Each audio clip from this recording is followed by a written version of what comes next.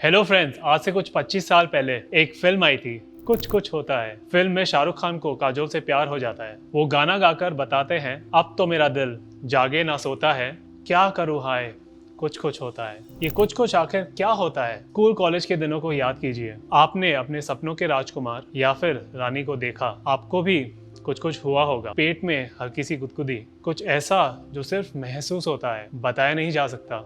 और ये कुछ कुछ सिर्फ प्यार में नहीं होता। याद कीजिए अपना पहला जॉब इंटरव्यू। टेंशन के मारे पेट में कुछ कुछ हो रहा था। बटरफ्लाइज इन द स्टमक ऐसे सिचुएशन के लिए बोला जाता है। वाटर पार्क के किसी लंबी राइड में बहुत हाइट से नीचे आना याद कीजिए। डर के मारे वो कुछ कुछ होने की फीलिंग, जिसे कलेजा मुंह को आना भी बोलते हैं। इसी तरह कोई खतरनाक डरावनी इंग्लिश मूवी, उसको हम कहते हैं गट रेंचिंग। प्यार, टेंशन, डर, ये सब इमोशंस दिमाग में पैदा होते हैं, मगर इनकी वजह से जो कुछ कुछ होता है वो पेट में या फिर उसके आसपास होता है।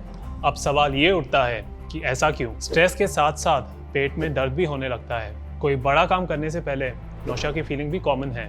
और ऐसी बात नहीं है कि ये सब आपके दिमाग की इमेजिनेशन है। साइकोलॉजी और बॉडी के फिजिकल फैक्टर्स आपस में जुड़कर सच में ऐसा कर देते हैं। मगर ऐसा होता क्यों है? आज जानेंगे इसका जवाब हमारे इस नए वीडियो में, relation between gut health and mental health. चलिए सबसे पहले जानते हैं गट क्या होता है। हम मुंह से खाना खाते हैं। ये ईसोफेगस यानी कि फूड पाइप से होते हुए स्टमक में पहुंचता है। उसी से ही जुड़े होते हैं लिवर, पैनक्रियास, गॉल ब्लैडर। इनके थोड़ा नीचे स्मॉल इंटेस्टाइन, उसका कॉम्प्लेक्स सा जाल होता है। जो भी हम खाते हैं उसे तोड़कर न्यूट्रिएंट्स में बदलने का काम ये सब अपने अपने लेवल पर करते हैं। और स्मॉल इंटेस्टाइन को बाहर से घेरे हुए हैं लार्ज इंटेस्टाइन, जिसका लास्ट पॉइंट है एनस। खाना अंदर ले जाने से वेस्ट बाहर निकालने का ये ऑर्गन्स का पूरा सेटअप इंटरलिंक्ड होता है, जिसे हम कलेक्टिवली कहते हैं डाइजेस्टिव सिस्टम या फिर गट। इसका मेडिकल टर्म है जीआई ट्रैक्ट यानी कि गैस्ट्रो इंटेस्टाइनल ट्रैक्ट। इसी जीआई ट्रैक्ट यानी कि गट में गुड बैक्टीरियाज भी होते हैं, जिन्हें फ्लोरा या फिर माइक्रोबायोम भी बोला जाता है। डाइजेस्टिव ऑर्गन्स, बैक्टीरियाज, हार्मोन्स और ब्लड, ये सब साथ मिलके हार्मोनियसली काम करते हैं और हर खाने पीने की चीज को डाइजेस्ट करने में हेल्प करते हैं। वैसे डाइजेशन मतलब क्या? थोड़ा टाइम स्पेंड करते हैं इस बात को समझने के लिए। सिंपल लैंग्वेज में खाने पीने की चीजों से न्यूट्रिएंट्स एक्सट्रैक्ट करके उन्हें बॉडी को देने को डाइजेशन कहते हैं। Proteins, fats, carbohydrates, vitamins, minerals और पानी, ये सब न्यूट्रिएंट्स ही होते हैं। हमारा डाइजेस्टिव सिस्टम यानी कि गट खाने पीने की चीज़ों से इन न्यूट्रिएंट्स को लेता है, फिर उन्हें इतने स्मॉल पार्ट्स में तोड़ता है कि बॉडी इन्हें एब्जॉर्ब कर सके। एनर्जी, ग्रोथ और सेल रिपेयर, ये सब वो इंपॉर्टेंट काम है जो न्यूट्रिएंट की एब्जॉर्प्शन से पॉसिबल हो पाते हैं। जैसे कि प्रोटीन्स ब्रेक होते ही अमाइनो एसिड्स का फॉर्म ले लेते हैं, कार्बोहाइड्रेट्स को डाइजेस्टिव सिस्टम शुगर में कन्वर्ट कर देता है और फैट्स बन जाते हैं फैटी एसिड्स और ग्लिसरॉल। जैसे खाना एक फ्यूल की तरह न्यूट्रिएंट्स और एनर्जी में बदलकर हमारे व्हीकल यानी कि बॉडी को चलाता है। तो इस तरीके से अगर हमारी बॉडी एक व्हीकल है तो फूड है उसका फ्यूल, और इस फ्यूल को एनर्जी में बदलने वाला इंजन है हमारा गट यानी कि हमारा डाइजेस्टिव सिस्टम। इंजन गाड़ी स्टार्ट तो कर देता है, लेकिन उसे आगे बढ़ाने के लिए चाहिए एक ड्राइवर। बड़ा आसान सा सवाल है, हमारे बॉडी का ड्राइवर है कौन? जी हाँ, बिल्कुल ठीक, हमारा अपना ब्रेन। और इसलिए हमारा ब्रेन और गट साथ में इंटरैक्ट करते हैं, कनेक्टेड रहते हैं। इस गट और ब्रेन के कनेक्शन को थोड़ा डिटेल में समझते हैं।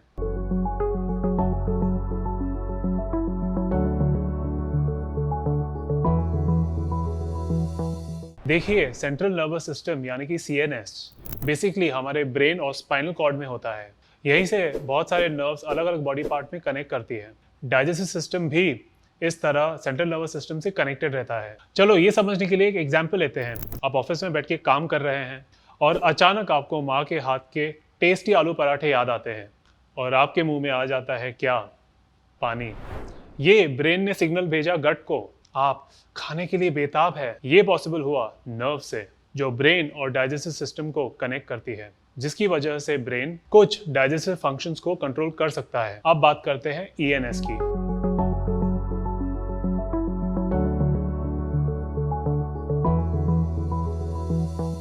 पर वो ब्रेन जो लार्जली गट को कंट्रोल करता है, वो आपके स्कल में नहीं होता, आपके गट में ही होता है। हैरान हो गए ना? जी हाँ, उसको कहते हैं सेकेंड ब्रेन, और इस सेकेंड ब्रेन का नाम है ENS, enteric nervous system. Basically ENS हमारे GI ट्रैक्ट की इनर लाइनिंग पर लगी हुई नर्व सेल्स की दो पतली लेयर्स है, जिसके अंदर अंदाजा लगाइए कितने नर्व सेल्स होंगे।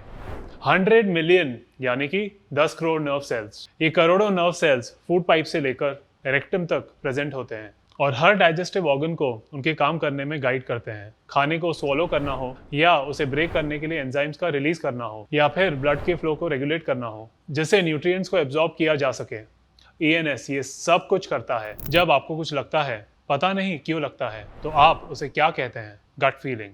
ये आपके गट के साथ जुड़ा हुआ ब्रेन ENS ही है जो आपको ये फीलिंग देता है। चलिए तो अब बात करते हैं गट और ब्रेन एक्सिस की। होम्योस्टेसिस एक मेडिकल टर्म है। इसका मतलब है बॉडी की वो स्टेट जहाँ पर सारे इंटरनल ऑर्गन्स परफेक्ट हार्मनी में हैं और परफेक्टली कोऑर्डिनेट भी कर रहे हैं और बॉडी इंटरनली और एक्सटर्नली भी हेल्दी है। इस स्टेट को अचीव करने के लिए CNS और ENS का म्यूचुअल लव यानी कि बाय डायरेक्शनल कोऑर्डिनेशन जरूरी है। इसे कहा जाता है गट ब्रेन एक्सिस। ये बहुत ही इंपॉर्टेंट पॉइंट है दोस्तों।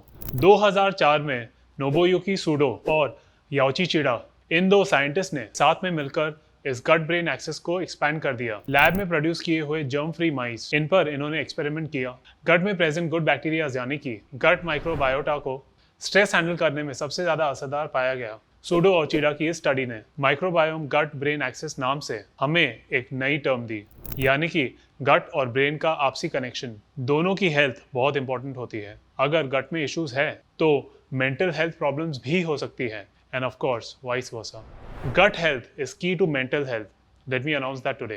Functional bowel problems जैसे कि constipation, diarrhea, bloating छोटे mental issues create करते हैं, जैसे कि irritation, headache, stress वगैरह। और अगर हमारे gut health को chronic problems है, जैसे कि irritable bowel syndrome, तो mental issues भी long term और ज़्यादा dangerous हो सकते हैं, जैसे कि anxiety, chronic depression, etc. Gastroenterologist वो डॉक्टर होते हैं जो कि आपके डाइजेस्टिव प्रॉब्लम्स को ठीक करते हैं। उनके मेडिकल प्रिस्क्रिप्शन में कई बार एंटी डिप्रेसेंट मेडिसिन भी होते हैं, क्योंकि मेडिकल साइंस ने मान लिया है कि पेट और दिमाग एक साथ ही ठीक रह सकते हैं। एक का खराब होना दूसरे पर भी इम्पैक्ट करता है। तो ये तो हमने समझ लिया गट और मेंटल हेल्थ का रिलेशन। अब वो 5 चीज़ें जो आपको ज़रूर करनी है अपनी गट हेल्थ को अच्छा रखने के लिए, क्योंकि तभी तो आपकी मेंटल हेल्थ ठीक होगी। सबसे पहली बात है अच्छा खाना। बैलेंस डाइट आपके गट हेल्थ के लिए बहुत इंपॉर्टेंट है। गुड गट बैक्टीरियाज को बढ़ाने के लिए मार्केट में बहुत सारे प्रोबायोटिक ड्रिंक्स भी अवेलेबल हैं, लेकिन ये फ्रूट, वेजिटेबल, ग्रेन्स और हेल्दी फैट्स के सप्लीमेंट्स भी हो सकते हैं, बट ऑल्टरनेटिव्स नहीं। दूसरा पॉइंट आता है ढेर सारा पानी। हमारे बॉडी में 70% पानी है, तो जाहिर सी बात है इसको पानी चाहिए। कम से कम 3 लीटर पानी ज़रूर पिए, खासकर सुबह उठते ही। इससे गट हेल्थ अच्छी रहती है, क्योंकि कॉन्स्टिपेशन को रोकने के लिए पानी बहुत ज़रूरी है। अब बात करते हैं तीसरी और सबसे इम्पोर्टेंट चीज़ की, जिसके बारे में आपको मैंने कई बार बताया है, जो है लंबी और अच्छी नींद। बॉडी सेल्स की नेचुरल रिपेयर तभी होती है जब बॉडी रेस्ट करती है। अच्छी गहरी नींद गट और मेंटल हेल्थ दोनों को डायरेक्टली इफेक्ट करती है। अगर आप 7 से 8 घंटे सोए हैं तो शरीर और दिमाग दोनों फ्रेश लगते हैं। चौथा पॉइंट है एक्सरसाइज। अगर आप फिजिकल एक्सरसाइज करेंगे तो खाना अच्छे से डाइजेस्ट होगा। अगर ऐसा होगा तभी इन्फ्लेमेशन और ब्लोटिंग से आप बच सकेंगे। आपका वजन भी कम रहेगा। गट को मेहनत कम करनी पड़ेगी। अगर गट हेल्दी रहेगा तो आपका दिमाग हमेशा पेट की दिक्कतों के बारे में सोच कर स्ट्रेस आउट नहीं होगा। पांचवा बड़ा और सबसे इंपॉर्टेंट पॉइंट, दोस्त के नकाब में 2 दुश्मन हैं, याद रखिएगा, सिगरेट और शराब। बड़े गम मिटाने के नाम पर शराब पीते हैं, मगर दोनों ही चीजें आपकी गट हेल्थ को डिस्ट्रॉय करती है। इन्फ्लेमेशन, नींद ना आना, भूख बिगड़ जाना, ये सब आपके साथ होता है जब आप सिगरेट या फिर ज्यादा क्वांटिटी में शराब पीते हैं। गट को ऐसा नुकसान आपकी मेंटल हेल्थ भी खराब करता है। आप नशा करके बेसुध हो सकते हैं, यानी कि लॉस ऑफ सेंसेस, लेकिन रेजुमिनेट यानी कि अंदर से खुश कभी फील नहीं कर सकते। आज हमने जाना कि एक शांत पेट से ही शांत दिमाग पाया जा सकता है। इसलिए गट और ब्रेन की इस म्यूचुअल अंडरस्टैंडिंग को बनाए रखें। बहुत जल्द मिलते हैं ऐसी ही कुछ और इंटरेस्टिंग वीडियोस के साथ। तब तक के लिए अच्छा खाएं और ज़रूर मुस्कुराएं।